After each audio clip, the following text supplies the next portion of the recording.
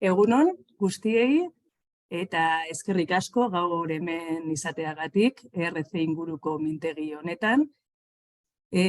Hola, buenos días a todas y a todos y muchas gracias por participar hoy en este webinario sobre las ERCs.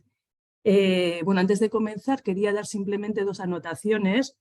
Bueno, es un webinario que organizamos entre Ikerbasque, la UPV y el Gobierno vasco. El webinario tenemos previsto que dure 1 hora y media. 1 hora y 10 minutos aproximadamente serán intervenciones y los últimos 20 minutos podréis hacer preguntas. Para ellos vamos a pedir que utilicéis el apartado que hay abajo de preguntas y respuestas, que coloquéis allí vuestra pregunta y se lo haremos llegar a las ponentes. El webinario va a ser grabado y posteriormente lo difundiremos a través de nuestra página web y de las redes sociales. Orduan, hasiera emango diogu webinario honi eta eskatuko dizkiete islariei euren sonidoa jartzeko eta baita ere irudia. Os voy a pedir a las ponentes que por favor encendáis la cámara y encendáis el sonido para que os pueda presentar.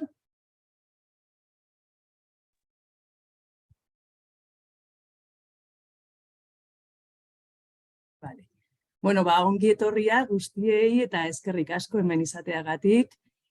Os voy a presentar.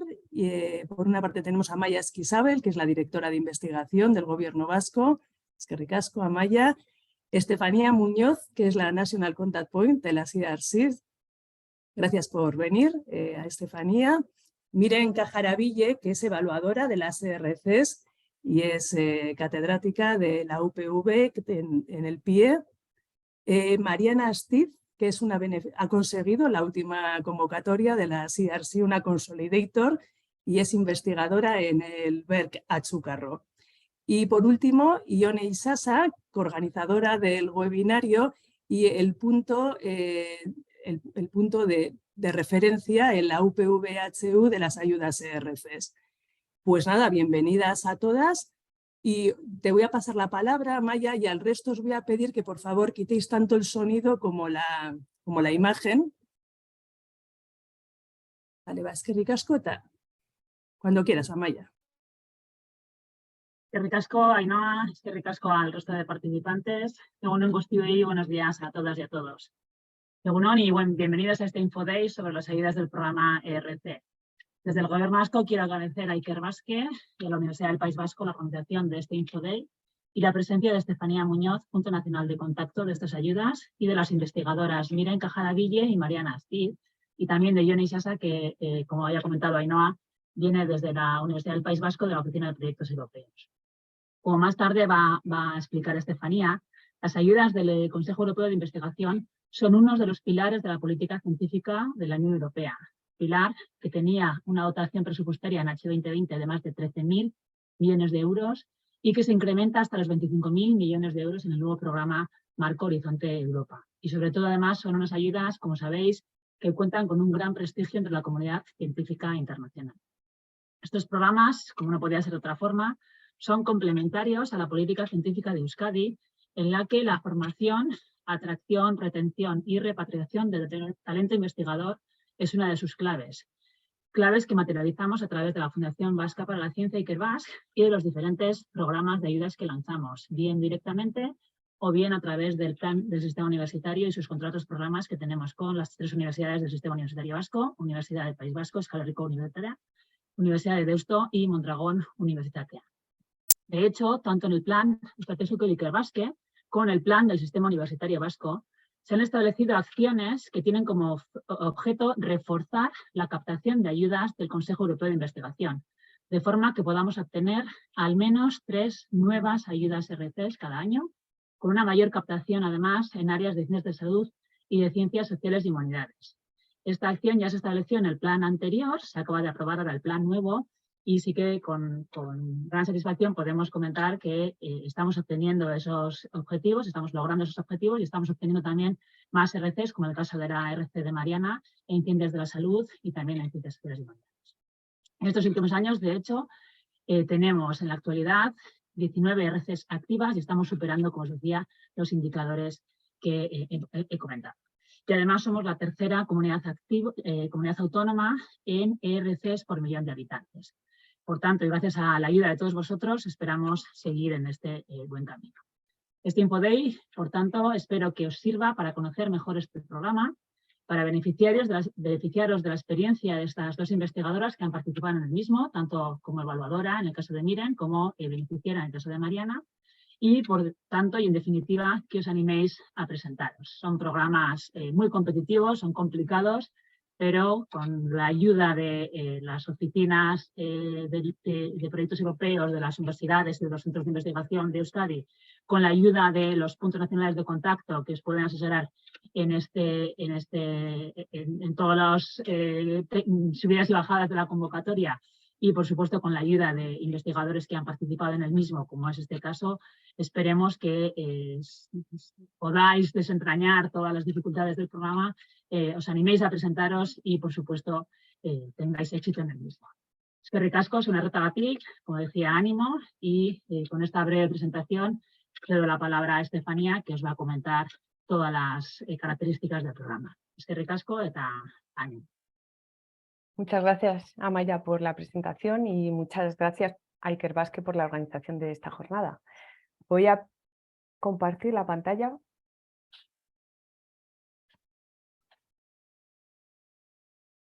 A ver.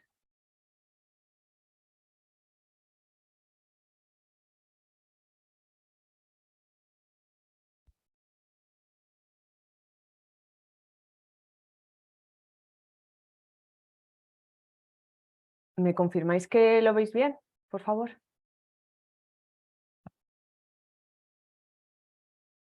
Ainhoa, por fin, ¿me puedes decir que se ve bien? Es que no estoy segura de si estoy... Sí, se ve bien, perdona. Se ve bien. Sí, no veis la duplicado abajo la pantalla, que veo yo. No, se ve bien. Vale, fenomenal, vale. Bueno, pues lo dicho, muchísimas gracias por organizar esta jornada. Voy a presentar brevemente las convocatorias y las novedades del World Program 2024, que está a puntito de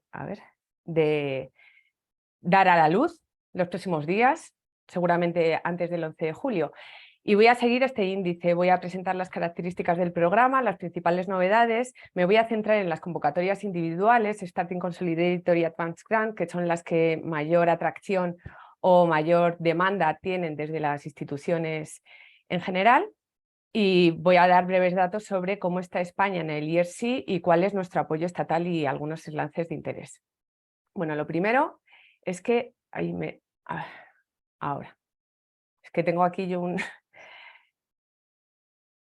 Lo primero es presentaros quiénes somos dentro del apoyo estatal al programa del Consejo Europeo de Investigación. Por un lado está el representante en el comité de programa, José Luis García, que es un investigador del CIB del CSIC, que ya desde los orígenes fue representante del comité de programa y volvió hace un par de años. Desde octubre del año pasado somos 3 National Contact Points. Leticia Riaza y yo estamos en la oficina europea de la FECIT y luego Esther Guirado está en la Fundación Progreso y Salud de Andalucía. Y contamos también con una persona, una técnica que da soporte a los servicios del ERC, Carmen Estevez, que también pertenece a la oficina europea y que nos presta ayuda administrativa con toda la gestión de los contratos y demás. Esto es para que nos tengáis ubicadas a todo el equipo. Tenemos un buzón de correo que es el irc@fecit.es para que nos dirijáis cualquier consulta que podáis tener al respecto. Y paso ya a comentar un poco el programa. Bien, el programa del Consejo Europeo de Investigación se engloba dentro del pilar de ciencia excelente del Horizon Europe, que es el programa marco vigente 2021-2027. Como han dicho, tiene una dotación presupuestaria muy alta, actualmente tiene 16.000 millones de euros, que eso supone el 17% del presupuesto de Horizonte Europa, es mucho dinero. Este pilar es característico porque es un pilar que financia investigación bottom-up, esto es que los investigadores eligen las temáticas, y esto también vale para las acciones MSCA, que financia ciencia excelente y que está muy centrado en la formación y la capacitación del personal investigador. Luego hay otro programa que es también estratégico, que es de Research Infrastructure dentro del pilar de ciencia excelente. Concretamente, la misión del ERC es muy simple. Se creó para financiar a los mejores investigadores principales o investigadoras, ¿no? Para que trabajen en Europa desarrollando sus ideas. Y el único criterio de evaluación que tienen estas grants es la excelencia científica. Está abierto a todo el personal investigador de todo el mundo, siempre y cuando desarrollen su proyecto ERC en una institución europea. Los proyectos fundamentalmente son individuales y son de larga duración, son de 5 años, aunque hay un esquema que también es para grupos, que es la Synergy Grant. Como he dicho, no hay prioridades temáticas, está abierto a todos los campos científicos, siempre que sea investigación de frontera, de alto riesgo y de alto beneficio. Y aquí hablamos de investigación de frontera, no de investigación básica, porque la investigación de frontera engloba tanto la básica como la aplicada. Hay campos dentro del ERC que son más aplicados. El único criterio de evaluación, la excelencia científica de la propuesta de investigación y de la trayectoria del investigador o investigadora principal.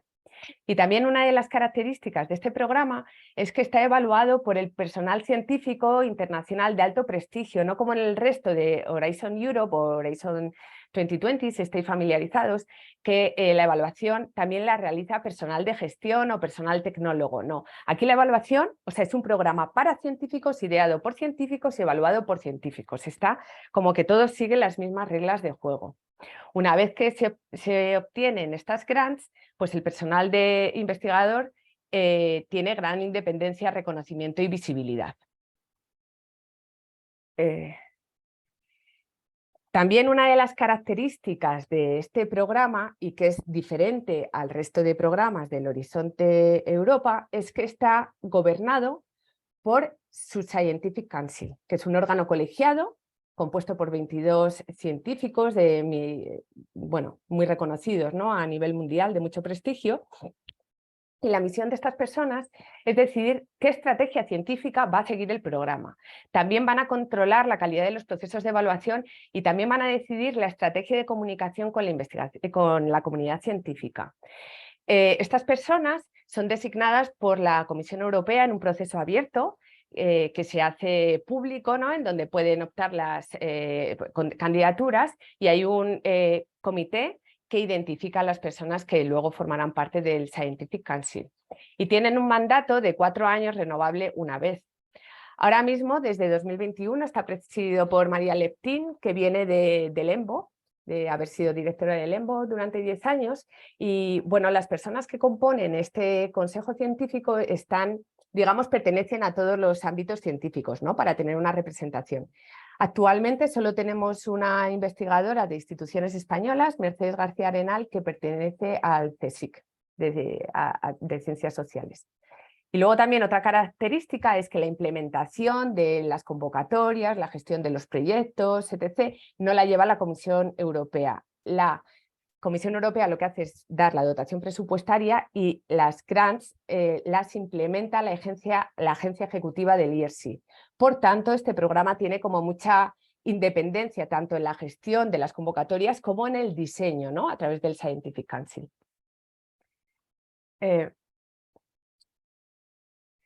¿Cuáles son los principales esquemas que tiene este programa? Tenemos 3 esquemas individuales, la Starting, Consolidator y Advanced Grant. Un esquema para grupos, Synergy Grant, y un esquema, Proof of Concept, que lo veréis en la siguiente diapositiva, que es para personal que ya tiene un ERC vigente, ¿vale? Empiezo por las Starting. Bueno, pues las Starting están indicadas para el personal postdoctoral que se está iniciando en su carrera, tiene que tener de 2 a 7 años de experiencia postdoctoral. La dotación presupuestaria es de hasta 1,5 millones de euros durante 5 años y pretenden que les ayuden a desarrollar su carrera de investigación y establecer su propio grupo o línea de investigación. Se pide para estas personas que cuando ejecuten su proyecto de 5 años, por lo menos el 50% de su tiempo estén dedicados a este proyecto de investigación. Las Consolidator Grant es un pasito más. La dotación presupuestaria son 2 millones de euros durante 5 años y el umbral que tienen que tener estos investigadores e investigadores principales es de 7 a 12 años de experiencia postdoctoral. Y se espera que consoliden su programa de investigación o su equipo de investigación. y se les pide que por lo menos el 40% de esos 5 años estén dedicados al ERC. Por último, en las individuales tenemos las Advanced Grant con una dotación de 2,5 millones de euros durante 5 años y son para personal investigador ya establecido que es, digamos, reconocido dentro de su comunidad científica y por el que se va a evaluar solo los últimos 10 años de carrera investigadora. Se pretende de estas personas que desarrollen un proyecto de investigación como muy en la frontera del conocimiento y se les pide un tiempo de compromiso de por lo menos el 30% durante estos 5 años al ERC. El esquema que tenemos de grupos, la Synergy Grant, tiene una dotación presupuestaria superior, son 10 millones de euros y durante 6 años, es un año más. ¿Y qué se espera? Bueno, pues este esquema lo que hace es juntar de 2 a 4 investigadores principales más sus propios equipos de investigación para que aborden una pregunta de investigación muy compleja que no podría resolverse de manera individual por un IP y su grupo, ¿vale? Tienen que ser proyectos de investigación muy ambiciosos y pueden ser multidisciplinares o de una misma temática. En todos estos esquemas que se pide, pues que por lo menos el 50% del tiempo de estos 5 años o 6 años esté dedicado a, los PIs trabajen en un Estado miembro o país asociado. No le he dicho antes, de la Synergy Grant, uno de estos 2 a 4 PIs puede estar establecido en un país tercero y ser financiado, ¿vale? Puede ser equipos que tengan una base de Europa más un investigador que esté en China, Estados Unidos, etc. Total, que es un esquema muy sugerente para estas colaboraciones de investigadores principales con otros equipos del mundo. Y bueno, para todos los esquemas se tiene una dotación adicional de hasta 1 millón de euros, 4 millones en el caso de Synergy Grant, para determinadas circunstancias. Por ejemplo, para investigadores principales que estén viniendo de un país de fuera de la Unión Europea o país asociado, para establecerse dentro de la institución, ¿no? Establecerse y que la movilidad sea por consecuencia de haber recibido este ERC Grant. También para compra de equipamiento de alto volumen, también para trabajos experimentales o trabajos de campo, aquí se excluye los costes de personal, y también para el acceso a equipamientos, a instalaciones grandes, como puede ser el CERN, ¿vale? O las ICTS en el caso español. Y todos los esquemas tienen también circunstancias que pueden ampliar la ventana de elegibilidad. Es decir, que podéis, si sois Starting Grant, superar el umbral de los 7 años, si sois Consolidator, superar el umbral de 12 años, o si sois Advanced Grant, pues que se os mida más de 10 años. ¿Cuándo? Pues por haber tenido maternidades, por cada hijo nacido son 18 meses, paternidades, es el tiempo efectivo de la paternidad, enfermedad de larga duración, también cuidados ascendentes o descendientes, ¿no? Cuidados por enfermedad, me refiero, servicio militar y desde hace pocas convocatorias ser solicitante de asilo o víctima de un desastre natural. Esto luego lo veremos. Como decía, hay un esquema que es para solo personal que ya tiene un ERC Grant, que es el Proof of Concept. Este esquema tiene una financiación que es estándar, es de 18... Para 18 meses te dan 150.000 euros y lo que se pretende es que exploren el resultado de las investigaciones que han surgido en el seno de estos proyectos ERC, que exploren cómo pueden llegar a mercado o a la sociedad, es trasladar los resultados a la sociedad o al mercado. También, si hay por aquí en este seminario algún ERC grantee escuchando, bueno, pues que sepáis que una vez que se tiene la Proof of Concept, hay una ventana directa para otra parte del pilar tercero de Europa, Horizon Europe, que es las convocatorias de EIC Transition, ¿vale? Entonces es como que da una ventana de elegibilidad. ¿Cuáles son los documentos que tenéis que tener o que tenéis que manejar si pretendéis presentar una propuesta al ERC? Bueno, hay 3 documentos fundamentales. Por un lado está el Work Program, que es el programa, o sea, digamos, el documento legal, ¿no? El que adopta la Comisión Europea y que será adoptado en los próximos días. Yo creo que seguramente antes del 11 de julio, ¿vale? Todavía, bueno, pues nos estamos manejando en borradores de programa de trabajo y yo lo que aquí os transmito son cosas que se han comentado en los borradores de trabajo. Hay que estar pendientes de la publicación oficial los próximos días. Este documento contiene el calendario de las convocatorias, las características principales del programa, las novedades y también un poco detalla el proceso de evaluación, ¿vale? Y los paneles. Luego está la guía del solicitante, hay una por cada call, hay una para Starting Consolidator, otra Advanced, otra Synergy y otra POC, en la que se detalla de una manera narrativa y digamos como más dinámica lo que está contenido en el Work Program 2024. Y luego ya para profundizar mucho está la guía del evaluador, que es el documento que se leen los evaluadores cuando evalúan sus propuestas, vuestras propuestas. Y está fenomenal echarle un ojo porque os podéis poner en esa piel del evaluador y saber cuáles son los criterios por los que se os va a evaluar, aunque los criterios también están contenidos en los otros dos documentos. Aquí se detalla el proceso con un poco más de profundidad. El calendario provisional, ya os digo que saldrá los próximos días, es el siguiente, ¿vale?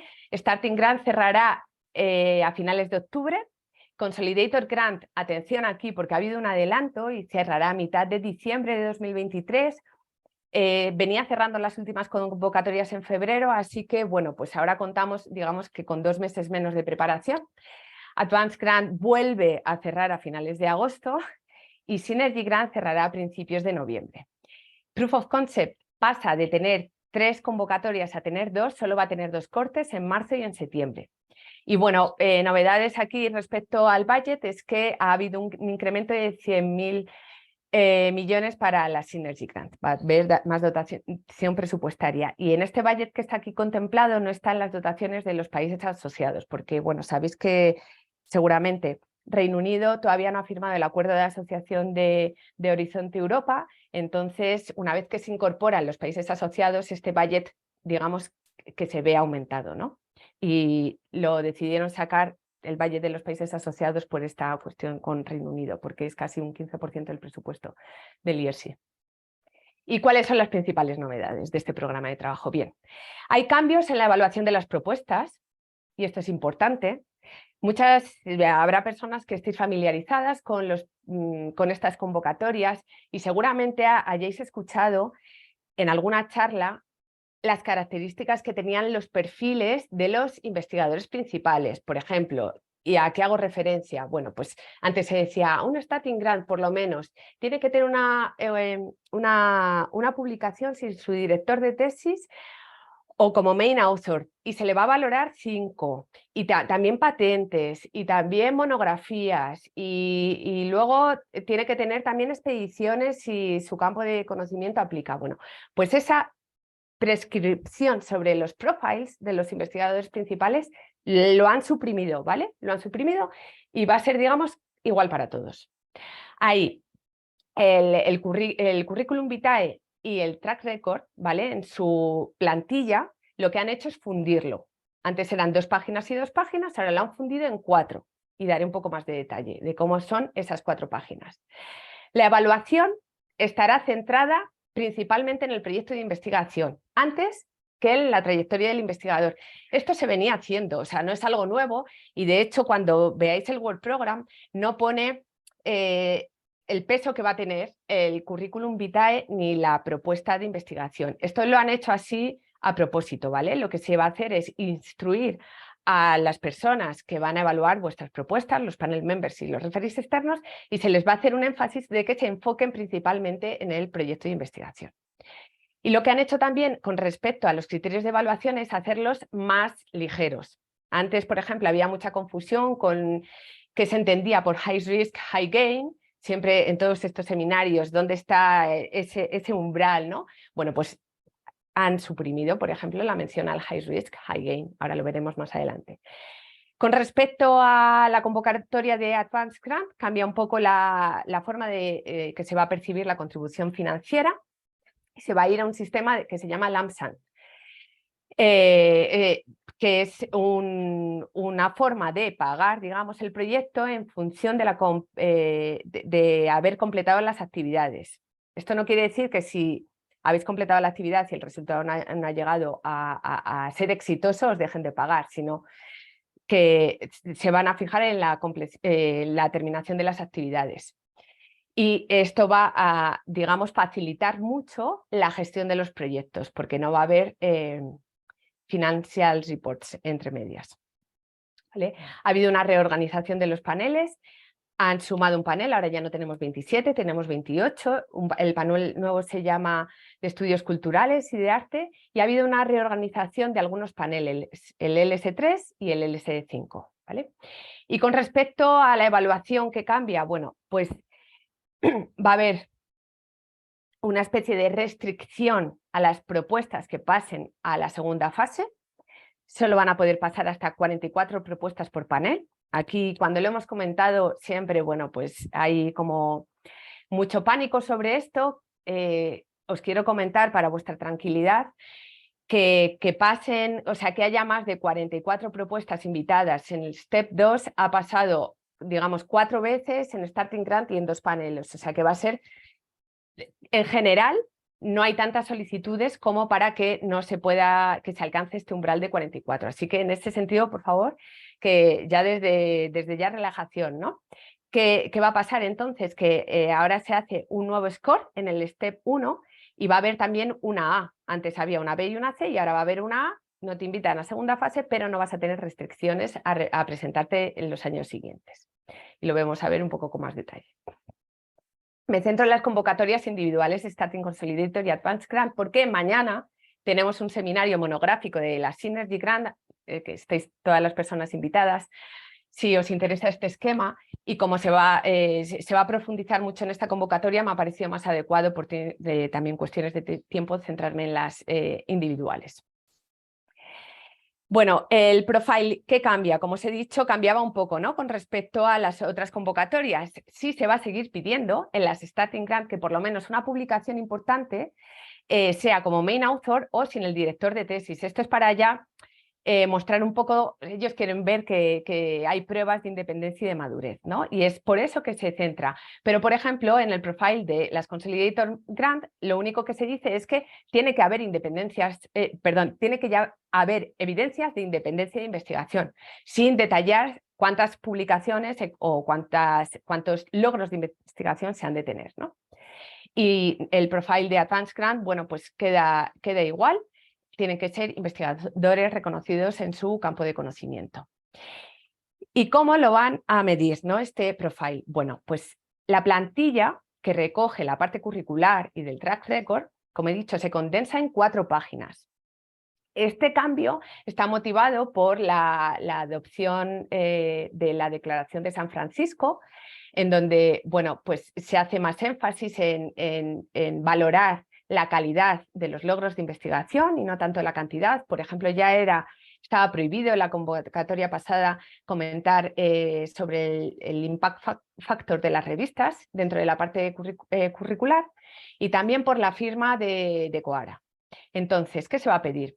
Las 4 páginas serían un epígrafe de detalles personales, bueno, pues cuestiones de educación, cuál es vuestra posición laboral actual, cuáles son las posiciones laborales pasadas, y para todos los umbrales se pide detallar por lo menos, o sea, no tenéis que alcanzar 10, por lo menos 10 logros de investigación que demuestren cómo habéis avanzado el campo de conocimiento en vuestra disciplina. Se os pide hacer más énfasis en los logros que sean más recientes, y se os pide, y esto es muy importante, una explicación de por qué consideráis que ese logro es significativo en vuestra trayectoria de investigación. Lo de limitar a 10 tiene una razón de ser. No quieren ver cantidades, quieren ver calidades. Cuando tengan los 10 logros de investigación por personas, podrán comparar la calidad de estos logros por cada candidato o candidata que ha presentado a la convocatoria. Entonces, tenéis que centrar en detallar aquellos logros que os favorezcan y que tengan relación con vuestro proyecto de investigación. Y aquí podrán ser papers, podrán ser conference proceeding, monografías, patentes, lo que consideréis relevante. Pueden ser también contribuciones en prensa, cualquier cosa, ¿no?, que os favorezca de cara a vuestra trayectoria. Luego habrá otra parte que es reconocimiento por pares, y aquí podréis destacar, por ejemplo, pues, becas que hayáis tenido, premios, pertenencia a academias y demás cuestiones. Y luego detallan o dan pie a que comentéis cualquier tipo de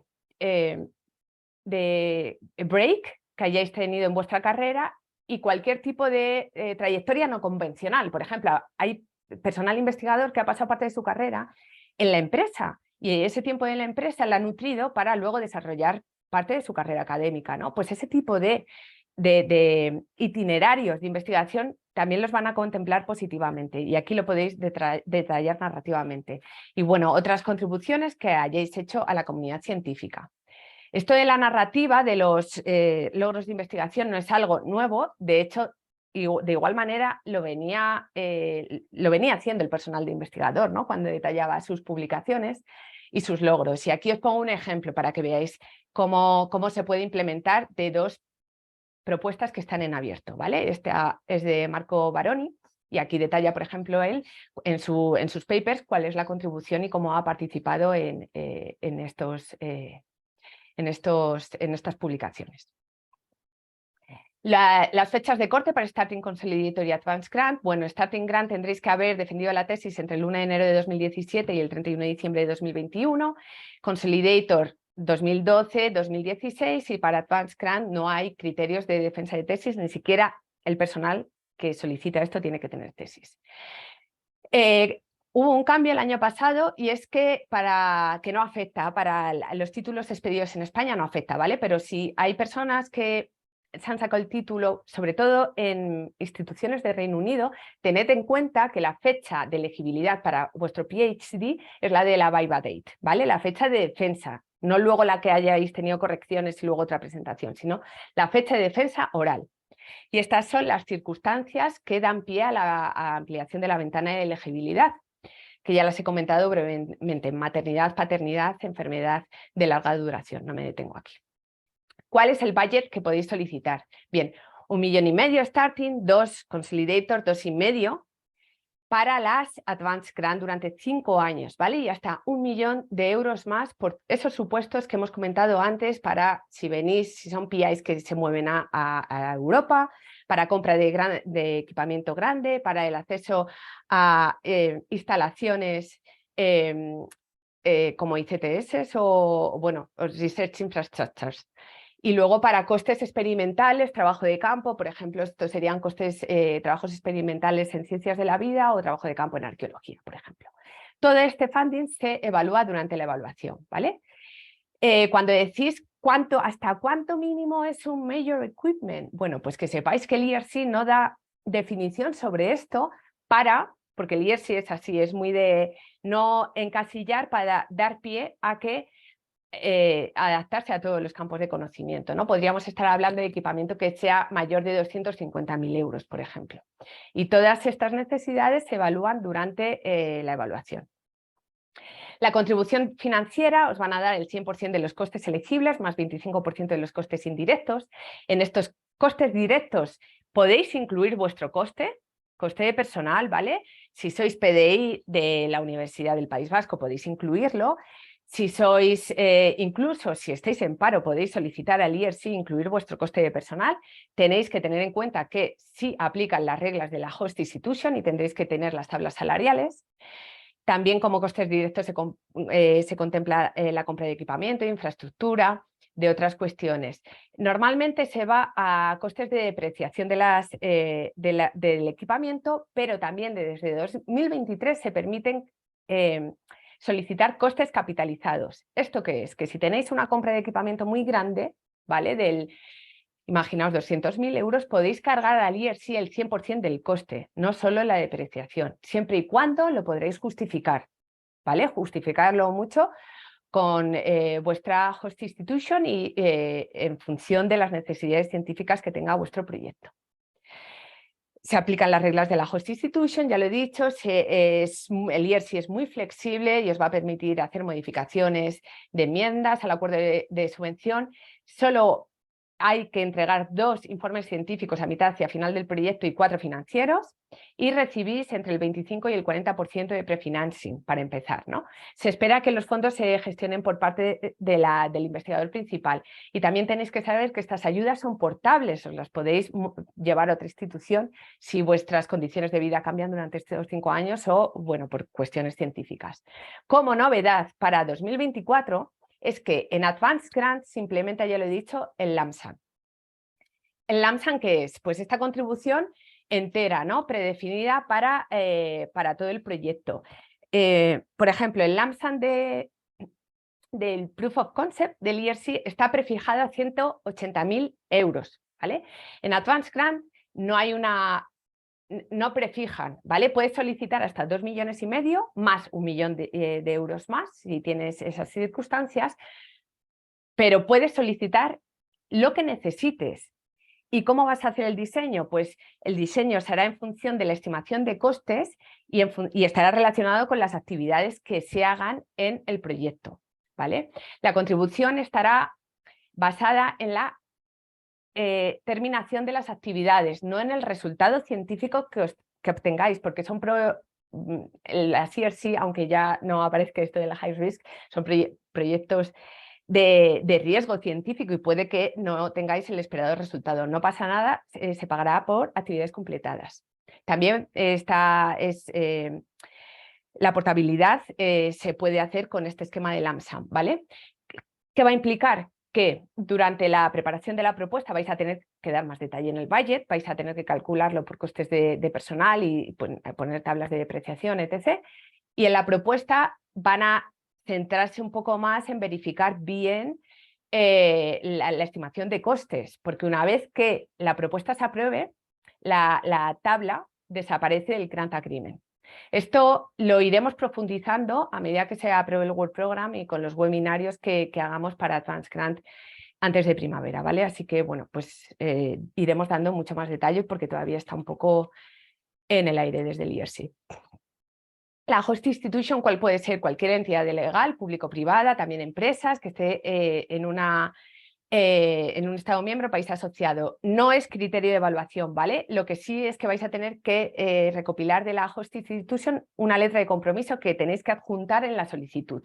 Os va a dar, os va a contratar durante toda la duración de la acción, ¿vale? Y os tiene que garantizar también independencia científica y proveer apoyo y asistencia administrativa.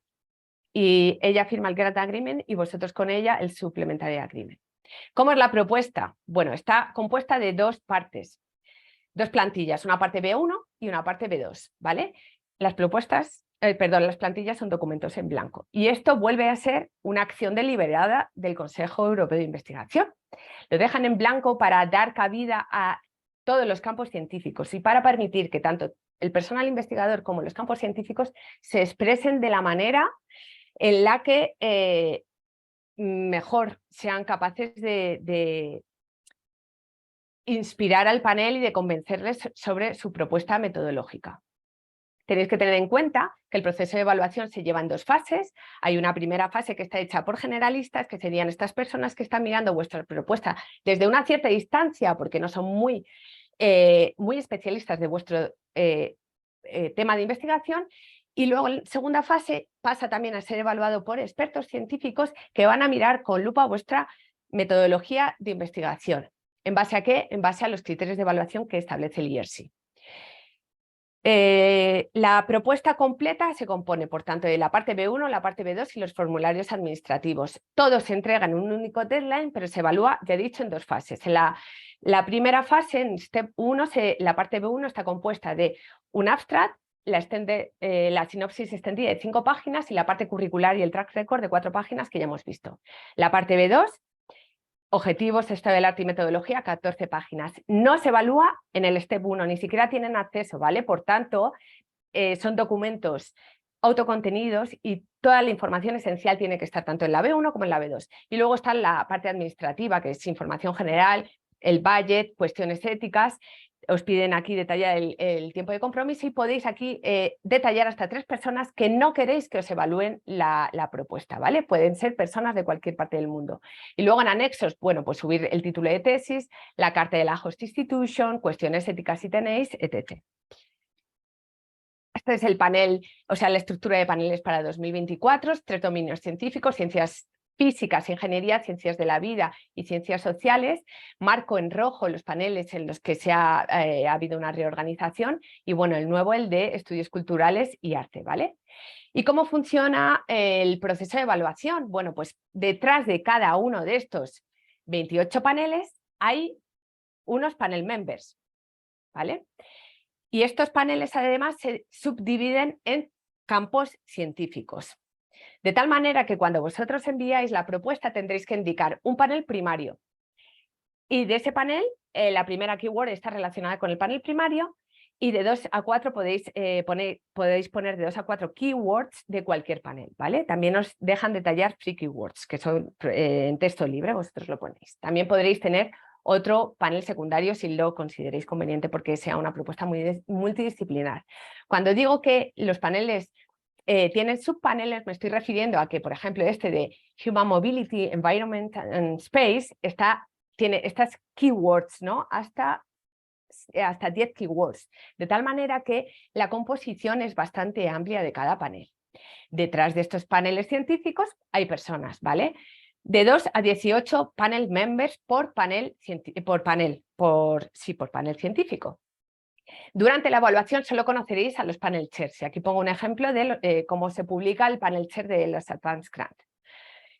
Y los panel members los conoceréis una vez que ya el proceso ha terminado, se han dado las grants y los redress y todo, ¿vale?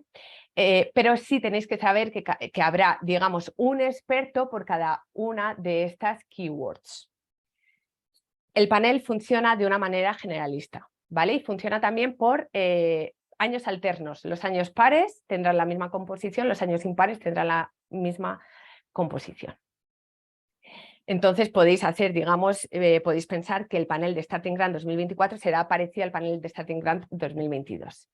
Cuando entreguéis la propuesta, habrá de estos, y aquí pongo el ejemplo de las keywords de Human Mobility y los panel members que fueron o que compusieron el panel en Starting Grant 2022, habrá uno que sea más afín a vuestra área científica, si vosotros estáis solicitando, por ejemplo, la dinámica de poblaciones, y sea el que sea vuestro lead reviewer, y intervendrán otras personas que sean más generalistas. Así funciona, ¿no? En primera fase son solo estas personas las que evalúan vuestra propuesta, en segunda fase intervienen también referees externos.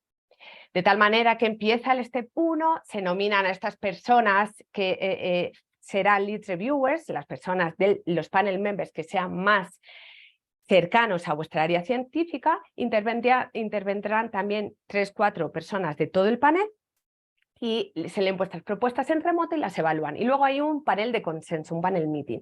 Después de ese panel meeting sale una lista y es aquí la novedad que os comentaba. Antes solo teníamos, cuando se acababa el step 1, la B y la C, la A pasaba directamente al step 2, ahora va a haber una A que se quede también en el step 1, solo pasarán hasta 44. En el step 2 el proceso se repite, se lideran otra vez nuevos panel members que harán de lead reviewers, perdón, y también se invita a personal, lo llaman referees externos, que serán de 2, 4, a veces 6, ¿no? Que ellos evalúan la propuesta en remoto, la B1 y la B2 en este caso, y mandan un Evaluation Summary Report a los panel members. Y os invitan a entrevista. Y durante la entrevista tendréis que defender vuestro proyecto de investigación frente al panel. En las individuales la entrevista sigue siendo en remoto, ¿vale? El panel está físicamente en Bruselas, la entrevista es en remoto. Y después de aquí saldrá, pues, después de la discusión del panel meeting, otra lista y habrá unas calificaciones. A plus es que, bueno, pues, estás en el main list y te financian. En reserva, una A o una B. Y luego, si tenéis cuestiones éticas, se pasa a ver las cuestiones éticas. El único criterio de evaluación es la excelencia científica del proyecto de investigación y del PI.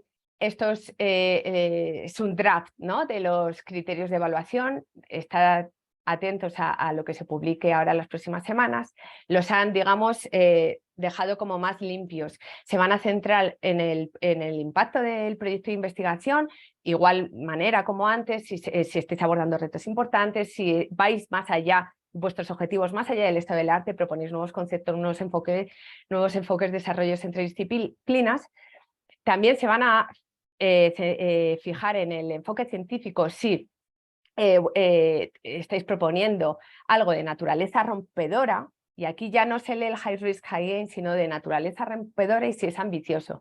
Y también si tenéis una metodología de investigación adecuada para alcanzar los objetivos. Y aquí desaparece si tenéis una nueva metodología. Antes, si estáis familiarizados, aparecía, se dieron cuenta de que había proyectos muy buenos que tenían metodologías que no eran novedosas, sino que tomaban así de lo que ya estaba en el estado del arte y bueno, pues lo han suprimido en los criterios de evaluación.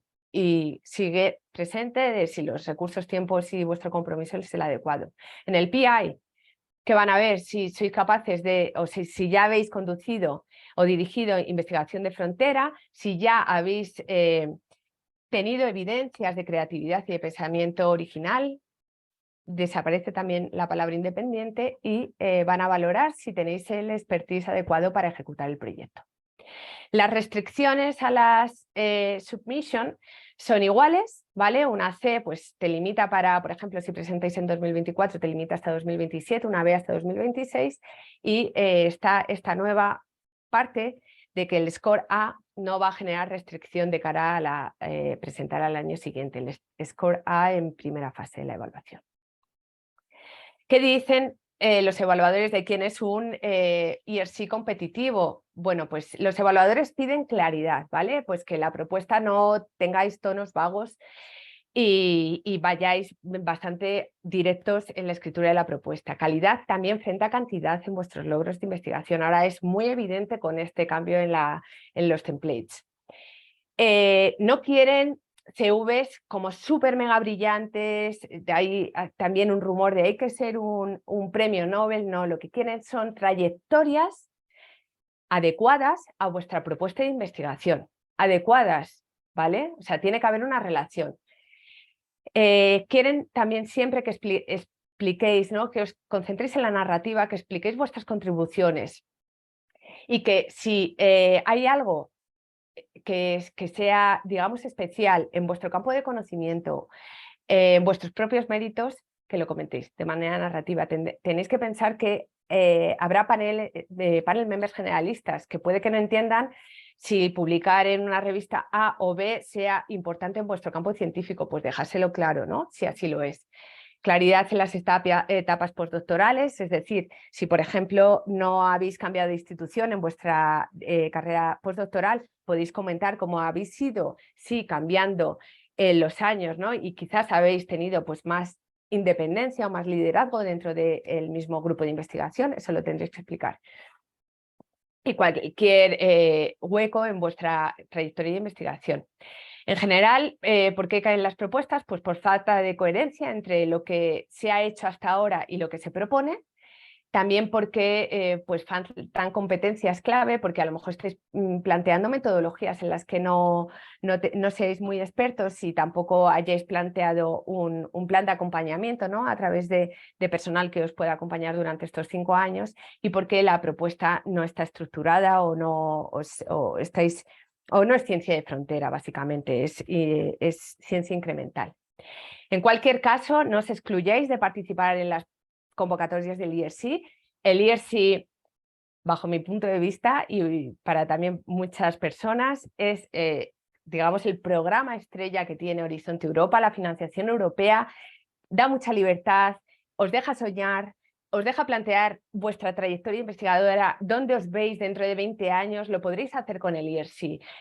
Escribir la propuesta es cierto que se tarda en idear, es cierto que es tedioso, bueno, pues que hay que emplear tiempo en escribir los formularios, pero es que tiene una recompensa muy grande porque la dotación presupuestaria es muy alta, son muchos años, da mucha visibilidad y en el caso de que no podáis sacarle la primera convocatoria en la segunda, os sitúa en una forma de pensar vuestra trayectoria investigadora en la que os va a permitir avanzar para otras convocatorias. Entonces, como ejercicio, ya que pertenecéis a la comunidad investigadora, vamos, yo diría que cada investigador o investigadora tendría que por lo menos una vez intentar presentar al IRC, ¿no? Porque merece la pena.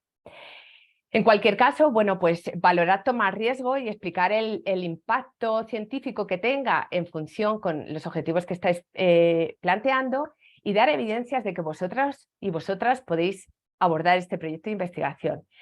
Y siempre, si caéis en la primera, en la segunda, en la tercera, intentadlo otra vez. Es normal caer y es normal también sacarlo a la segunda, a la tercera, a la cuarta y hay veces que a la sexta, ¿no? Cada experiencia, cada vez que presentáis vais a ganar experiencia con la evaluación con los resultados de evaluación que os den, porque os dan un Evaluation Summary Report bastante detallado. El feedback de este panel va a ser fundamental, ¿no? Para vuestras futuras resubmission y también para vuestra futura carrera. Así que no dudéis en presentaros. Como estamos, ya voy terminando. España está en una posición que suele ser más o menos entre la séptima y la octava. Últimamente vamos mejorando algo en este ranking. Estos son datos de agosto de 2021. Las individuales, bueno, está ya un poco desfasado, ¿vale? Pero había 599 grants individuales firmadas en las instituciones españolas. Veis aquí un poco la distribución territorial, ¿no? Con datos hasta diciembre de 2022. 850 grants. Veis que el País Vasco pues, tiene una representación bastante alta. Pensad, por ejemplo, que en comparación con Madrid, aquí en Madrid CSIC está, todo CSIC firma en la calle Serrano, entonces, aunque haya centros CSIC distribuidos a nivel del territorio nacional, computan como Madrid. Por lo tanto, esta foto no es muy realista. Bueno, lo dicho, País Vasco se sitúa pues como entre la tercera o cuarta comunidad dentro de España siempre, así que eso está fenomenal. ¿Cuáles son nuestros servicios estatales y qué podemos hacer por vosotros? Bien, en primera fase solemos hacer jornadas informativas, talleres de preparación de propuestas. Por ejemplo, si estáis pensando en Starting Grant, ya este jueves tenemos el primer taller, ¿no? Hacemos 3 seminarios para cada convocatoria. Mañana hacemos Synergy Grant. Tenemos una iniciativa nueva desde 2021 que se llama ERC Proposal Reading Days, donde podréis leer propuestas financiadas que los grantees en instituciones españolas han cedido altruistamente para que vosotros y vosotras las leáis. Y esto es fenomenal, porque dado que los templates del ERC son en blanco, leer las propuestas que ya han sido financiadas te da mucha idea de lo que está esperando el ERC. Revisamos propuestas y bueno, tenemos también unos estudios de análisis de perfiles bibliométricos por si esto es bueno sobre todo para el personal de gestión de las instituciones. Y luego cuando pasáis a segunda fase hacemos simulacros de entrevista para todas aquellas personas que estéis invitadas en instituciones españolas. Os ayudamos a tramitar vuestra portabilidad. La Agencia Estatal de Investigación tiene una convocatoria que se llama Europa Excelencia. Si os habéis quedado con A, en segunda fase os da un pequeño proyecto de investigación y bueno, os ayudamos durante todo el ciclo de vida, durante la propuesta y el contrato, a demanda, lo que necesitéis. Tenemos aquí una página donde vamos colgando lo que vamos haciendo por cada convocatoria, por si es más fácil. También un boletín donde os podéis suscribir y os llegan las noticias al correo. Y aquí os dejo una serie de recursos. Estos vídeos del IRC ya tienen 2 años, pero están fenomenal. Es menos de 1 hora y te explican muy bien qué esperan. Y lo explican personal de la agencia ejecutiva del IRC, que esperan con la parte B1, la parte B2, cómo evaluar las propuestas, cómo prepararte para la entrevista. Fundamental también verlo si vais a solicitar este año. Y bueno, algunos enlaces que pueden ser de utilidad y que, por ejemplo, el Word Program, ya os digo que se adoptará en los próximos días y esto habrá que actualizarlo. Bueno, pues ya termino, espero que en hora. Muchísimas gracias y aquí están mis datos de contacto. Bueno, el IRC es el buzón colectivo que tenemos para dirigir todas las dudas.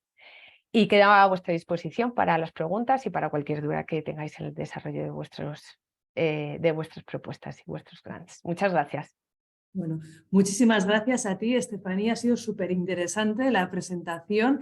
Bueno, y además lo que hemos comentado antes, Estefanía nos ha cedido la presentación, que luego la vamos a tener en tanto en nuestra página web como en las redes sociales. Eta bueno, orain hitza emango diogu Miren Kajarabilleri, eskerrik asko, Miren, gurekin egoteagatik. Miren es catedrática de la UPV, como he comentado antes, y trabaja en el PIE y tiene una experiencia súper amplia en evaluación de proyectos ERC. Y bueno, te damos la palabra, Miren, para que nos cuentes tu visión como evaluadora, cuando quieras. Bueno, pues lo primero, Ainhoa, agradeceros que una vez más pues, hayáis contado conmigo para daros un poquito mi visión de evaluadora en los programas del ERC. Así que eskerrik asko. Y bueno, eskerrik asko también a Estefanía, porque la verdad que la presentación ha sido súper completa. Yo creo que lo has contado absolutamente todo, todo lo que es importante, pues lo has contado fenomenal. Yo voy a quizá recalcar algunos de los puntos que Estefanía pues ya ha comentado, ¿no? El tipo de investigación que se busca en el ERC, ¿no? El tipo de investigación, pues lo que llamamos de frontera, ¿no? Cosas novedosas, nuevas, rompedoras. Y el criterio clarísimo que siempre es la excelencia, ¿no? Que ya sabemos que, bueno, que es una cosa un poco difícil de definir, pero es verdad que en los paneles los officers que nos acompañan tienen muchísimo cuidado de que realmente la excelencia sea el único criterio que utilizamos para la evaluación. Y tanto para la evaluación del IP, del investigador principal o investigadora principal, como de la propuesta. Es decir, las dos cosas se evalúan teniendo en la cabeza siempre ese criterio de excelencia. Y bueno, pues efectivamente el alto riesgo, alto beneficio, pues sí, tienen que ser proyectos que realmente supongan un riesgo, pero que a la vez digamos que el beneficio que aportan, si los resultados fueran los esperados, pues fuera muy alto también, ¿no? Es decir, son proyectos con un gran impacto para la sociedad también, ¿no? Con grandes beneficios para la sociedad. Y bueno, Estefanía ha explicado también muy bien cómo funciona la evaluación, ¿no? Es importante entender cómo el ERC se organiza en paneles, ¿no? Los paneles de las distintas áreas y de los distintos niveles, las Advanced, las Consolidator y las Starting. Yo pertenezco a un panel de las Life Sciences. Es el panel, el noveno, el S9, para Starting Grants. Es un panel, digamos, muy aplicado porque, digamos que ahí se presentan proyectos de biotecnología, básicamente biotecnología, biosistemas, bueno, ingeniería de biosistemas.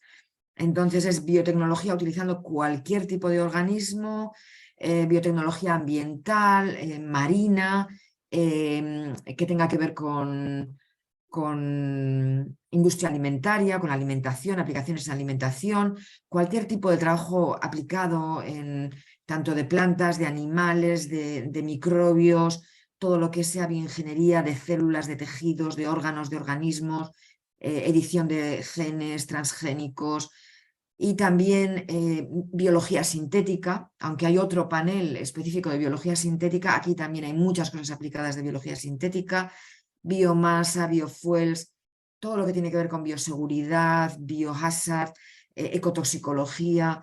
Bueno, es muy, muy amplio, muy amplio. Pero bueno, os digo que hay 9 paneles de Life Sciences y cada panel pues tiene sus propias formas, ¿no? Y sus propias maneras de evaluar en esa temática concreta, ¿no? Y luego también es diferente evaluar un Starting que en un Consolidator que un Advanced. Entonces yo el primer tip que os diría, yo creo que es muy importante elegir bien el panel. Mi experiencia, como os cuento, es en Life Sciences y específicamente en el Starting Grants del LS9, pero también recibimos cross-panel evaluations de otros paneles Y también como referee externo también evalúo Consolidator y Advanced. O sea que bueno, alguna idea general de los distintos paneles sí que puedo tener. Y es muy importante elegir bien el panel. Tú eliges un panel principal y un panel secundario y bueno, la cuestión es elegir el panel en el que tú consideres que vas a obtener la mejor evaluación. De todas formas, tampoco pasa nada, bueno, si el candidato o la candidata han elegido un panel y luego, bueno, pues el panel puede considerar, el chair, el coordinador del panel, puede considerar que no es el panel adecuado, lo habla con el panel que le parezca que es el adecuado y se transfiere esa propuesta a otro panel. Y por tanto, bueno, pues tampoco pasaría nada, ¿no? Porque hay ese cambio. Pero bueno, es importante, yo creo que es muy importante que el panel sea el adecuado. Luego, en cuanto al investigador o investigadora principales, pues yo creo que es importante la dedicación. La dedicación se valora, ¿no? Pues obviamente el mínimo es un 50%, ¿no? Pero el que tú te comprometas a dedicar más tiempo a esta propuesta de RC, pues se valora positivamente.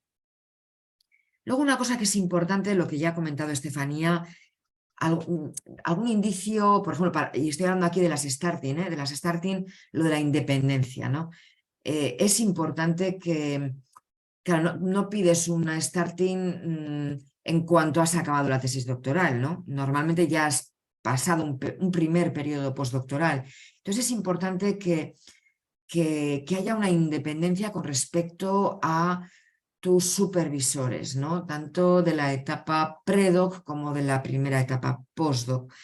Y esto pues es algo que se valora también, ¿no? Y bueno, y la trayectoria, pues sí, es muy importante, ¿no? La trayectoria, las publicaciones, todo lo que se haya hecho antes de solicitar la RC, pues es importante. Es importante que esa trayectoria, como ha dicho Estefanía, tenga relación con la propuesta que se está planteando. Es decir, es un criterio súper importante. Es decir, si se está planteando un proyecto de ingeniería de tejidos, pues lógicamente el candidato o la candidata tienen que tener una trayectoria en esa temática y han tenido que hacer algunas contribuciones relevantes en el campo, ¿no? Y esto se valora muchísimo. Yendo ya al proyecto, pues lógicamente los proyectos son ambiciosos, son proyectos realmente ambiciosos, pero a la vez pues tienen que ser realistas. El feasibility pues es un criterio muy importante. Entonces, bueno, yo ya sé que esto suena un poco complicado, ¿no? Porque claro, se trata de ser ambicioso, pero a la vez algo que se pueda hacer en esos 5 años, ¿no? Groundbreaking o esa naturaleza rompedora, ¿no? Pues es importante, ¿no? Proyectos que no sean simplemente una mera continuación de un trabajo anterior, una investigación incremental, sino bueno, que sea una investigación que realmente aporta algo nuevo, algo rompedor, ¿no? Beyond the state of the art, que avanzas en el conocimiento en esa área, ¿no? Y las técnicas, ¿no? que utilizas, bueno, pues también tienen que ser técnicas en general, pues novedosas, técnicas, pues bueno, cutting edge. También es verdad, y ya se ha comentado, Estefanía lo ha comentado, que hay proyectos en los que la metodología, la tecnología que se utiliza, pues son tecnologías que ya existen. Y en cambio es el concepto, lo que es novedoso, ¿no? Aunque la metodología sea ya conocida. También hay proyectos que precisamente se basan en desarrollo tecnológico. O sea, hay proyectos que específicamente pues, lo que aportan, lo que contribuyen es al desarrollo de una tecnología nueva, ¿no? Es decir, que hay diferentes tipos de proyectos. Pero bueno, en general, pues tienen que ser originales, tienen que ser novel, muy novedosos, muy originales, pero también muy importante, me parece muy importante comentarlo, hay que, aunque sean novedosos, originales, algo que no se ha hecho antes, pero es importante indicar que tú tienes algún indicio de que eso puede funcionar, de que podría funcionar. Entonces, no tiene que ser una publicación, sino, por ejemplo, datos que no estén publicados, ¿no? Es decir, tú haces una propuesta RC, pero ya has hecho una pequeña parte del trabajo, ya lo has hecho y tienes ya un indicio claro de que eso puede funcionar, ¿no? Entonces, con datos no publicados, una especie de proof of concept que tú incluyes en la petición, en la propuesta. Y como comentaba antes, pues claro, es muy importante tener experiencia previa en el campo. Más que experiencia previa, haber contribuido con conocimiento en ese campo específico, ¿no? Luego ya en la parte, digamos, de la redacción, de la propuesta, pues lógicamente tiene que estar muy bien escrita, tiene que estar escrita en un inglés perfecto. Bueno, cuando hay errores de cualquier tipo, ¿no? Errores tipográficos, de lenguaje, pues eso la verdad que da muy mala sensación. Entonces, pues tienen que estar muy bien escritos, tienen que ser muy claros, hay que ir al grano, tienen que ser directos y tienen que estar muy bien organizados, muy bien estructurados, ¿no? Es decir, estos son los objetivos, el objetivo general, los objetivos específicos, cómo se ligan esos objetivos específicos con las tareas concretas que se van a desarrollar en el proyecto y cuáles son los hitos, ¿no? Los hitos que se quieren alcanzar. Todo muy bien estructurado. Luego, una cosa importante que no sé si se ha mencionado es presentar un plan de contingencia. Identificar claramente cuáles son los riesgos, ¿no? Bueno, esta parte del proyecto tiene un riesgo bajo, esto tiene un riesgo medio y esto tiene un riesgo alto, ¿no? Los riesgos están aquí, aquí, aquí y si esto no funciona, ¿qué es lo que voy a hacer? Esos planes de contingencia. Yo creo que eso es fundamental, eso se valora también mucho. Perdonad. Y para el Step 2 es muy importante por las habilidades de comunicación. Y luego ser honestos. No hace falta, por lo menos en nuestro panel, no... Esta actitud un poco de marketing, ¿no? De vender un producto, bueno, hay que tener cuidado con eso, ¿eh? Yo creo que la honestidad se valora también cuando alguien puede decir, bueno, pues yo en esta parte del proyecto no tengo experiencia y por tanto voy a colaborar con este otro laboratorio, con este otro grupo de investigación que me va a aportar eso que yo no conozco. Yo creo que eso es importante, esa honestidad, ¿no? Y bueno, dominar otra vez el inglés, ¿no? Porque bueno, si pasas al Step 2, al Step 2, pues lógicamente ahí va a haber una entrevista y bueno, la verdad que esa entrevista hay que prepararla muy bien y hay que tener esa capacidad de entender no solo a las personas que hablan perfecto inglés, sino también entender un poquito a los miembros del panel que somos de 12 países diferentes y cada uno con su acento y su manera de hablar, cada uno con su experiencia diferente, de campos muy diferentes. Y bueno, pues hay que tener ese dominio, ¿no? de manejar la situación, de entender por dónde va el evaluador, la evaluadora y contestarle. Y bueno, yo creo que así en 10 minutos, de una manera muy resumida, pues quizá estos son pues, los tips que se me ocurren pueden ser más importantes. Y yo simplemente para acabar, pues animaros a presentaros, porque la verdad que el porcentaje de éxito a mí me parece que es bastante alto. O sea, la dificultad más importante es en preparar la propuesta. una vez que has hecho el enorme esfuerzo de preparar la propuesta para el RC, pues tú piensas que un 10-12% de los candidatos y candidatas lo consiguen. Y por tanto, pues yo os animo a tope a que presentéis vuestras propuestas. Y nada más, es que ricasco, Ainhoa, no sé si me he alargado, pero... Está estupendo, ha sido súper interesante. Miren, además así con este mensaje optimista de que se presente la gente, Sí. pues nada, es que ricasco soy de parte Artxeagatik y le damos la bienvenida directo a Mariana. Esta parte nos parece importante porque, claro, como hay tanto miedo de ser una ayuda tan competitiva, pues queremos traer a alguien que nos cuente cuál ha sido su experiencia. Mariana consiguió en la última convocatoria una ERC Consolidator y es investigadora de la Chúcarro. Y Mariana, cuando quieras te paso la palabra. Bueno, muchísimas gracias Ainhoa, y un placer estar acá y poder devolver un poquito de la ayuda que yo he recibido durante la preparación de la propuesta. Así que, y yo empiezo con un poco lo que, la idea que nos ha dejado Miren, que hay que animarse, porque, a ver, no sé, yo en mi caso nunca pensé que era material RC, y sin embargo acá estoy, o sea que hay que animarse, hay que convencerse a uno mismo de que uno es capaz de poder transmitir las ideas que tiene de una manera clara y de demostrar la solidez científica de todo el recorrido que uno ha hecho, sea un recorrido súper exitoso o un recorrido un poco más complicado y más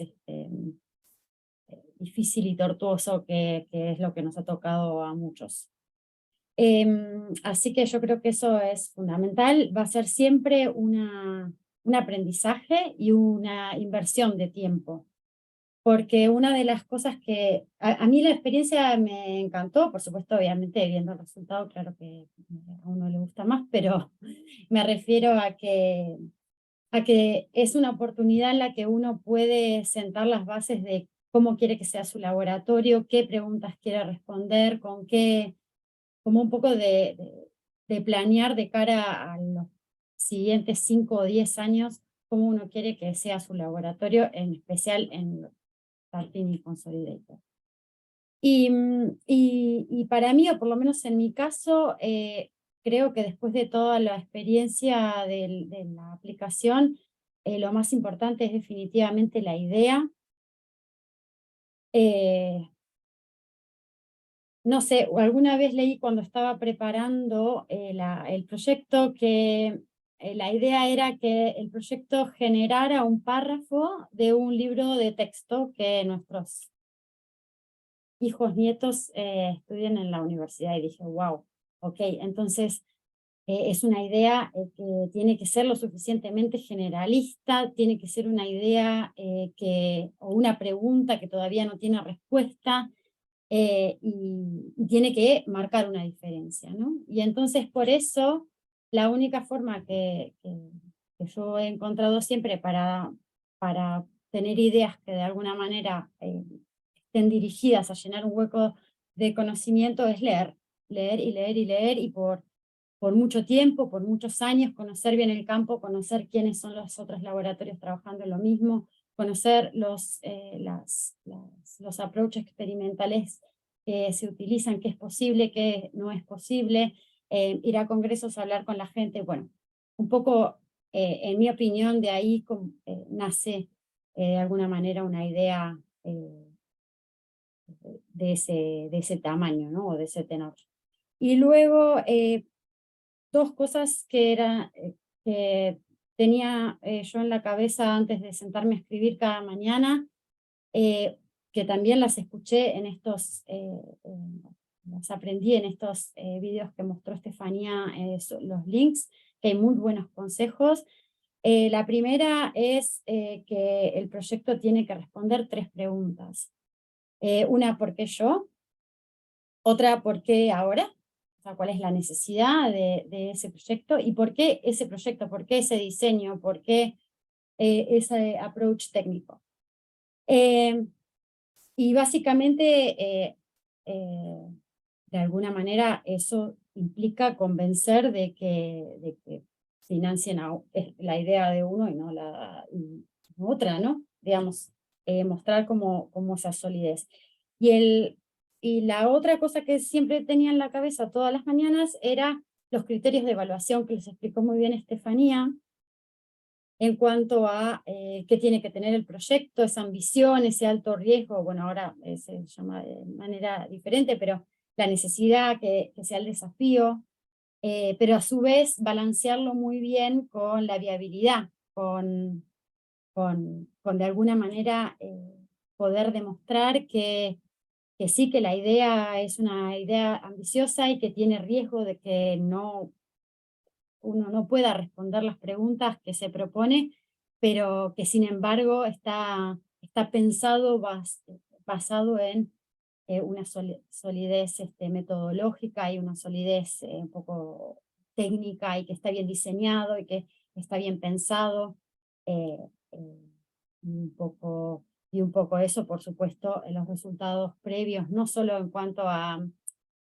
proveer datos indicativos de que la idea va en cierta dirección, pero sino también resultados previos que indican que uno tiene la habilidad técnica, o que uno ya ha hecho un experimento piloto, o que uno ya ha establecido una colaboración para otro experimento que le permite tener a esas personas un poco en el barco para el proyecto. Y después, por supuesto, los criterios de evaluación que tienen que ver con el PI, estoy de acuerdo, y en mi caso es absolutamente claro. Yo no tengo un currículum brillante en cuanto a publicaciones, pero sí que tengo un currículum que muestra que no he descansado un minuto, que no he dejado de tener mis propias ideas y llevarlas al primer postdoc, llevarlas al segundo postdoc, y entonces yo creo que lo que hay que hacer en el CV es contar eso, contar lo que le pasó a cada uno de la manera lo más clara posible, que no genere dudas, y bueno, y eso junto con un muy buen plan sólido en el que uno demuestre que sabe exactamente dónde está parado en el campo, es fundamental. Eso en cuanto a lo que por lo menos yo pensaba cada mañana antes de ponerme a escribir. Luego para mí fue indispensable, y creo que eso es indispensable un poco para la ciencia en general y para la calidad de la ciencia, que es el feedback de otros investigadores, de colegas, de ex supervisores de las distintas etapas de la carrera, de incluso amigos, gente que uno no conoce del todo, pero que puede enviar un email y preguntar si gente que de alguna manera se comprometería en ayudar.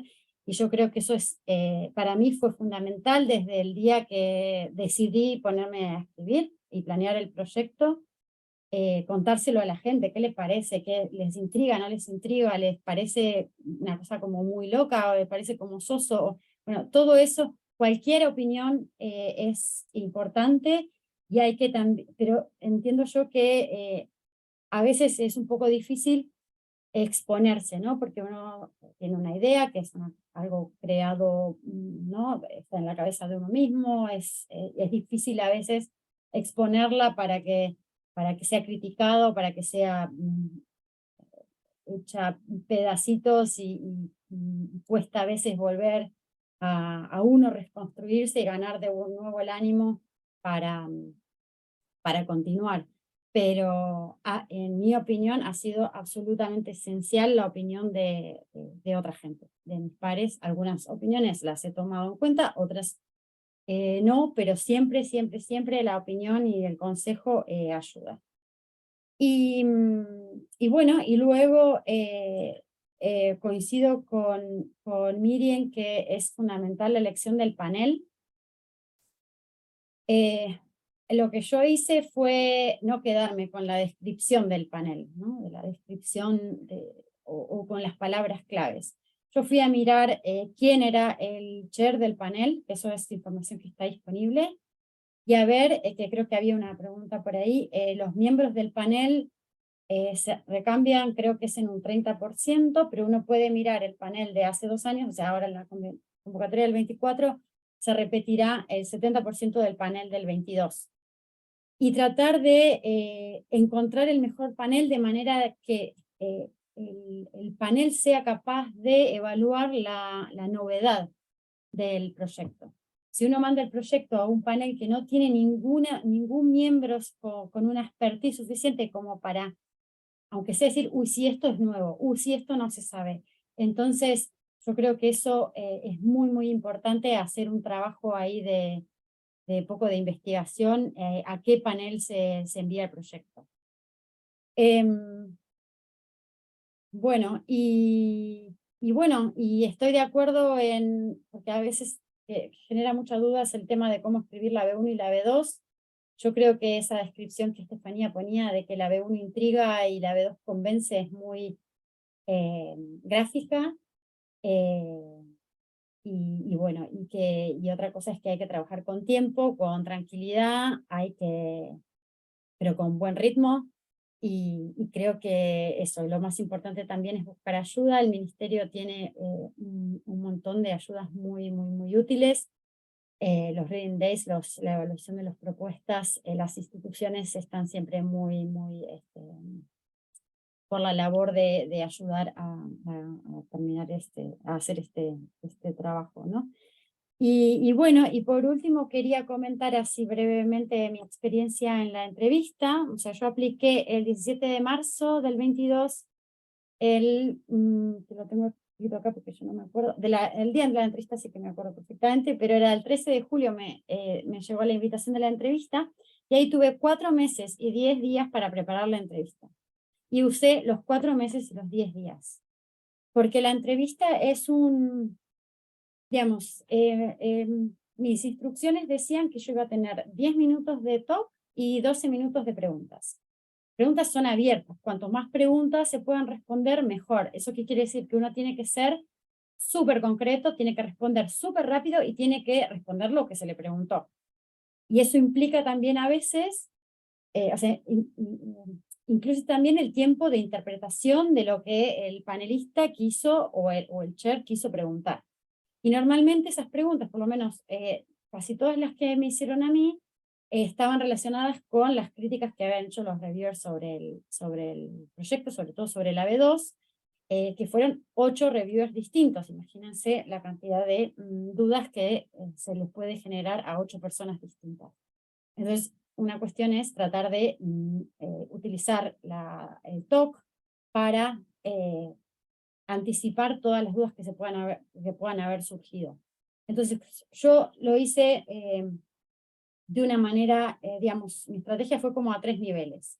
Primero, intenté partir el proyecto en pedacitos y mandarlos a gente que yo sabía que tenían una expertise técnica incluso superior a la mía en cada uno de los objetivos y en cada uno de los approach experimental, de manera que lo lean y me digan, acá hay un hueco, acá hay un hueco, esto puede generar duda, esto así.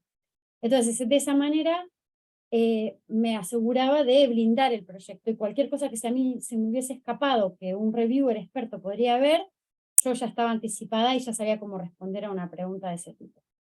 La segunda cuestión, la segunda estrategia fue contactar de vuelta a colegas, a ex jefes, a gente que conocía, a gente que he conocido en un congreso que le escribía emails y entonces monté 3 mocks, 3 simulacros, aparte de la participación en el simulacro del ministerio, que Estefanía se sonreirá de lo que fue aquella experiencia. Pero la idea era poder invitar a gente con distintas expertise para que me puedan criticar el proyecto todo lo posible. Y de esa manera también podía yo anticiparme a aquellas preguntas que puedan haber tenido los reviewers. Pero claro, de vuelta, hay que estar abierto a la crítica, hay que estar tranquilo, hay que grabé todos los simulacros y luego los volví a mirar, porque al final uno con los nervios igual o contestando no se acuerda exactamente todo lo que pasó en el mock. Así que eso para mí fue esencial para estar súper sharp y segura y tranquila en la entrevista. Lo más importante es estar tranquilo y poder demostrar lo que la idea es de uno y demás. Y luego prepararse psicológicamente un poco para esto, ¿no? Para no dar vueltas, para responder al grano y para estar bien, para estar a gusto y cómodo y tranquilo ese día. Así que, bueno, nada, entonces vuelvo a repetir, anímense porque es una inversión de tiempo de todas maneras y es una experiencia muy buena y uno crece un montón y yo creo que nada, que el porcentaje de éxito es realmente alto y comparable con otras convocatorias que uno considera hasta menos competitivas. Así que ánimo y yo estaré siempre a disposición para ayudar a quien lo necesite porque así ha hecho la gente conmigo y quiero retribuirles de alguna manera. Gracias. Muchísimas gracias, Mariana. Súper interesante todas las anotaciones que has hecho, todos esos consejos. Estamos un poco por encima de la hora, pero aún así tenemos unas cuantas preguntas, entonces vamos a intentar contestarlas. Gracias por encender cámaras y todo. Y vamos a empezar con las preguntas, ¿de acuerdo? La primera dice que es para Miren, pero bueno, puede contestar cualquiera. Entonces, hasta ahora los ERC Advanced Grant fueron más concursos de CV que de proyecto. Este año, con convocatoria de julio de 2023, se va a cambiar los criterios de evaluación dando más importancia al proyecto de Advanced Grant. Todavía no hay borrador de los criterios. A ver cuáles son los cambios y qué porcentaje va a tener el CV y los proyectos. Bueno, pues quizá Estefanía pueda contestar mejor porque parece eso que van a cambiar los criterios, ¿no? Mi experiencia desde luego es que se valora las dos cosas, porque obviamente se valora tanto el CV, bueno, la trayectoria de la persona investigadora principal, como la propia propuesta. Yo creo que las dos cosas son súper importantes y se valoran las dos. Pero no lo sé, yo no tengo idea de que haya un porcentaje de cada una de... No sé, Muy Estefanía. brevemente, lo he comentado en la presentación, no han establecido un porcentaje a propósito. Van a hacer una instrucción a los panel members de que se fijen más en el proyecto de investigación que en el currículum vitae, pero no hay un porcentaje y esto es a propósito. Y por otro lado, los criterios, el borrador de los criterios, que yo entiendo que son los criterios que van a salir porque este documento, o sea, los he pegado el último documento, los he puesto en la presentación que os la hará llegar Ainhoa Madariaga. Son los criterios que van a aparecer en el Word Program, vaya. Vale. John Herrera nos preguntaba, dice que él tiene un Starting Grant y que se le va a acabar pronto y quiere pedir una Consolidator. ¿Cómo de independiente tiene que ser el proyecto del escrito para la Starting Grant? Si el objetivo es consolidar el grupo, entiendo que cierta continuidad tiene que haber. Sí, mi opinión es que obviamente perfectamente puede haber una continuidad. Yo he conocido casos incluso de personas, la misma persona que ha tenido más de una Starting Grant exactamente en el mismo campo de investigación y también personas que han tenido una Starting y luego un Consolidator, digamos, tampoco puede ser exactamente seguir haciendo lo mismo, ¿no? Porque tiene que volver a cumplir los criterios de que sea una cosa novedosa, rompedora, con riesgo, con muchísimo impacto y con mucho beneficio para la sociedad, ¿no? Pero obviamente el background, el expertise del candidato o candidata, pues es el que es y tendrá que estar relacionado pues, con su investigación anterior y por tanto pues, el área puede ser básicamente la misma. No sé si Estefanía o quieres añadir algo más. Ahí lo dejamos. Estefanía, ¿un parón derivado de la cuarentena inicial del COVID-19 contaría como career break? No.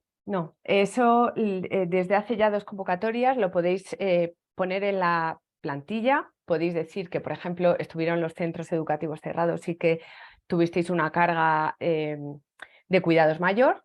Lo van a contemplar, pero eso no da derecho a extender la ventana de elegibilidad, ¿vale? Eso no da derecho a extender la ventana de elegibilidad. Vale. Otra preguntita más, aunque estamos un poco fuera, pero bueno. ¿Podrías comentar en líneas generales la compatibilidad, perdón, de estas ayudas con las ayudas de la AEI, de la Agencia Española de Investigación? Entiendo. Son 100% compatibles. O sea, si vosotros sois investigadores o investigadores principales de un proyecto bueno, con limitaciones, de la AEI, podéis presentar el IRC. Si tenéis una Ramón y Cajal o una Juan de la Cierva o este tipo de convocatorias que tienen financiación del Fondo Social Europeo, aquí hay una incompatibilidad de justificación de fondos. Es decir, podréis ejecutar la Ramón y Cajal y el IRC a la vez, pero lo que no podréis es justificar fondos por el concepto de personal cost del PI. Vale. Preguntaban también que querían saber sobre el nuevo requerimiento para las Consolidator. Dicen que el candidato tiene que demostrar evidencias de independencia en la investigación. A ver qué significa exactamente eso, qué hay que tener en cuenta. ¿Qué se tiene en cuenta? Perdonad, como han suprimido los profiles, no se ve de manera tan clara, pero podríamos decir que, por ejemplo, haber liderado ya un proyecto. Si no se ha liderado un proyecto, por ejemplo, haber liderado un Work Package de un proyecto europeo. Si estáis en el mismo grupo de investigación donde presentasteis la tesis, haberos separado ya y tener una línea de investigación independiente de vuestro director de tesis. Haber sido supervisores o supervisoras de tesis. Haber liderado pues, trabajos de campo, por ejemplo, trabajos arqueológicos o tener papers como autor principal y sin vuestro director de tesis. Son heterogéneos. Yo diría que, para añadir a lo que ya ha comentado Estefanía, es que incluso en las starting grants hay que dejar claro esa independencia. Y en las consolidatorias esto es fundamental, vamos, porque ya se supone que ya tú tienes tu propio grupo y te estás consolidando, ¿no? Entonces, pues todo lo que ha comentado, eso, el orden en la firma de los artículos, bueno, todo lo que ya ha comentado Estefanía, sí. Vale. Otra pregunta que tenemos aquí es, ¿se puede indicar un 100% de dedicación en la Starting Grant? Sí. No hay ningún problema. El tema es que, bueno, pues lo bonito, ¿no? Lo interesante es que el candidato o la candidata pues tenga más proyectos y que tenga una diversidad, digamos, una capacidad demostrada de atraer fondos de otras convocatorias, ¿no? Entonces, bueno, lo habitual, en los startings sí es bastante habitual que haya personas que no han liderado nunca un proyecto, ¿no? Pero también hay muchísimas que sí que han liderado, aunque sea un proyecto nacional, una cosa más pequeña. Y entonces, bueno, pues en ese caso pues tienes la dedicación al ERC, pues no puede ser un 100%, pero puede ser un 70, un 80, un 90, lo que sea. Vale. Otra pregunta era en relación con los reports obligatorios de ERC en Horizon Europe. No he entendido bien la presentación, nos comenta Emilia. En los EAs que tenemos ya no se pide 4 informes financieros como en Horizon 2020. Nos piden 2 reports financieros en el mes 30 y mes 60, asociados a pagos. Y luego nos piden 2 reports técnicos en el mes 24 y mes 60. No sé si me equivoco y no he entendido bien lo que se ha explicado. Vale, a nosotros lo que nos dicen es que sigue siendo la regla estándar de periodo de hacer reporting cada 18 meses, el financiero. ¿Vale? Cambiará con el esquema de LAMSAN porque digamos que desaparece y lo que habrá que entregar son solo reports científicos. Habrá un prefinancing del 80% y luego el pago final del 20% según actividades completadas. Vale. Bueno, intentamos alguna pregunta más. Do you know when should be the interview of the ERC starting? And around which period do we have the result of the first step?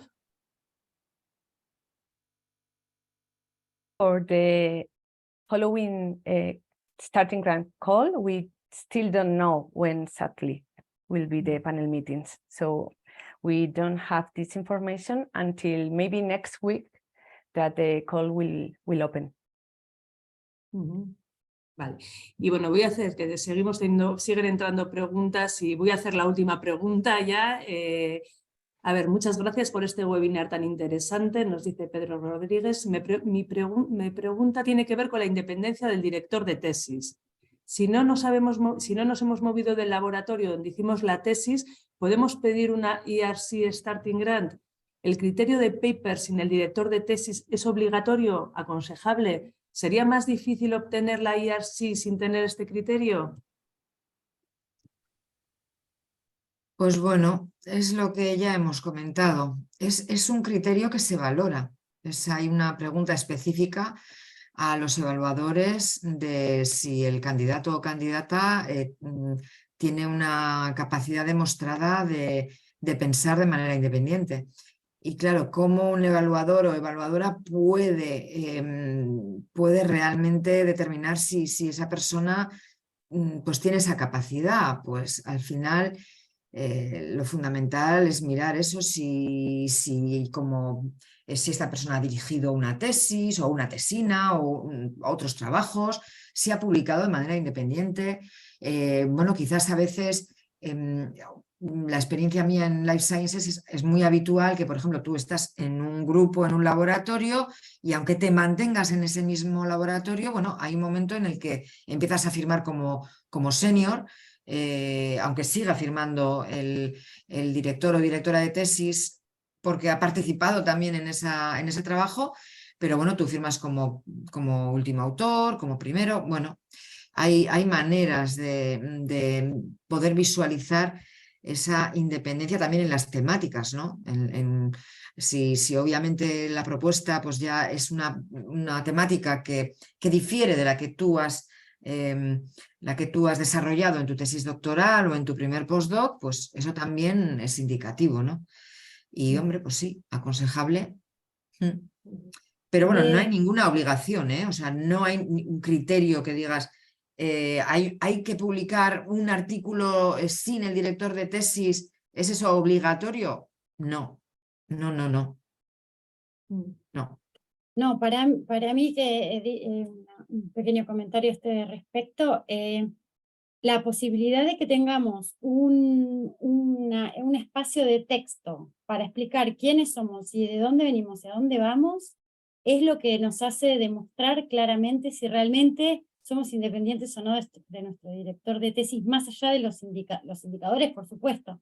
Si uno no aprovecha ese texto y deja que el evaluador solamente tenga acceso a los indicadores, es un punto grande que uno pierde, pero ahora la posibilidad está.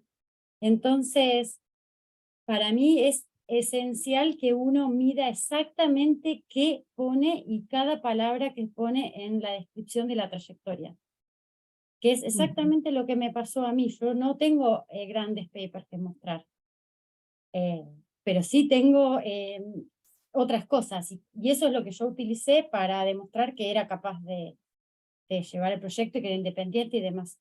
Entonces yo creo que tenemos que aprovechar esa posibilidad y que los evaluadores se hayan dado cuenta, o la gente en general que organiza estos programas se hayan dado cuenta que los papers son una cosa, pero luego la realidad de cada uno de nosotros es particular de cada uno, como somos individuos diferentes en general. Así que animarse. A menos que se necesiten que el director de tesis les escriba el proyecto, ahí ya es un problema. Bueno, el debate está interesante y siguen entrando preguntas, lo que es un buen indicador del interés que hay, pero bueno, ya vamos 10 minutos por encima de la hora que habíamos previsto. Entonces yo creo que si os parece bien lo vamos a dejar aquí. Decirle a la gente que nos puede contactar, les podemos poner en la presentación, si no me equivoco, Estefanía, creo que viene también tu contacto, ¿verdad?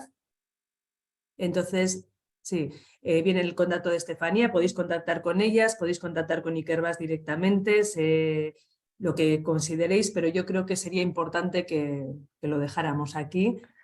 Muchísimas gracias a todas las personas que habéis estado escuchando y sobre todo a vosotras, pues, porque el webinario ha sido realmente interesante y esperemos que muy útil, y nos quedamos con ese mensaje que se ha lanzado de animar a la gente a que se presente, que merece la pena.